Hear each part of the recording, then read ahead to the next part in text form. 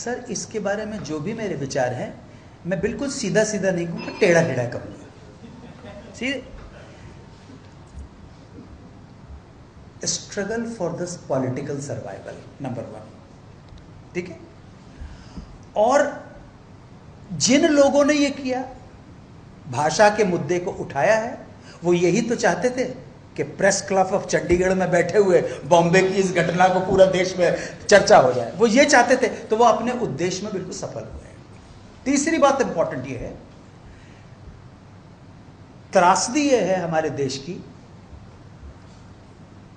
वो एक कहावत है ना कि justice delayed is justice denied, दस जस्टिस लाइज इन कोमा।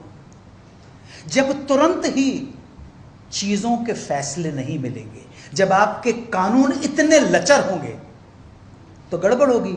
जब गड़बड़ होगी तब इंस्टीट्यूशनल अथॉरिटीज जो हैं वो सर उठाने लगती हैं। उसी तरह से रीजनल पार्टीज जो है वो दादागिरी के ऊपर आ जाती हैं। 4 चीजें बता दी मैंने आपको, और इसमें सबसे इंपॉर्टेंट चीज ये है, क्योंकि हमारा देश बहुत डाइवर्सिटी का देश है, धर्म, भाषा, संप्रदाय, अंचल के नाम पर एक नहीं हो सकते। और भारत के तिरंगे के ऊपर मैं अक्सर कहता हूं, हम तिरंगे के ऊपर तो एक हो सकते हैं।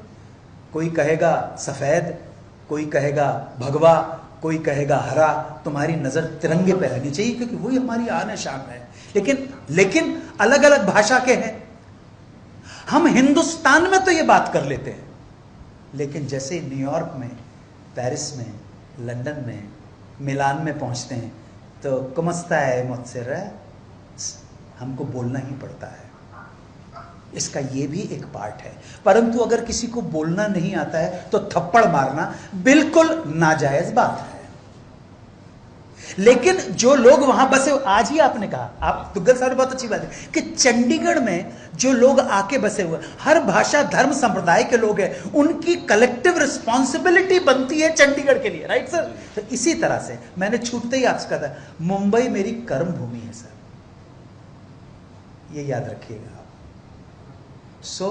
जिन्होंने वायलेंस की है भाषा के नाम पे, वो राज ठाकरे हो, बाल ठाकरे हो, या कोई भी हो, कोई भी व्यक्ति जो कानून तोड़ने की कोशिश करता है, वायलेंस का सहारा लेता है, कॉन्स्टिट्यूशन के खिलाफ जाके गैर कानूनी काम करता है, वो तो उसको कानून को चाहिए कि उसको, अगर लगता है, कानून को लगता है कि दंडनीय अपराध, तो दंड देना चाहिए, बात खत्म होगी। और जिस मकसद को लेके उन्होंने ये किया, उस मकसद में कामयाब हो गए। आज पूरे देश में ये चर्चा का विषय बना हुआ है। This is what they wanted. ये पॉलिटिशियंस को यही तो चाहिए, पॉलिटिशियंस को यही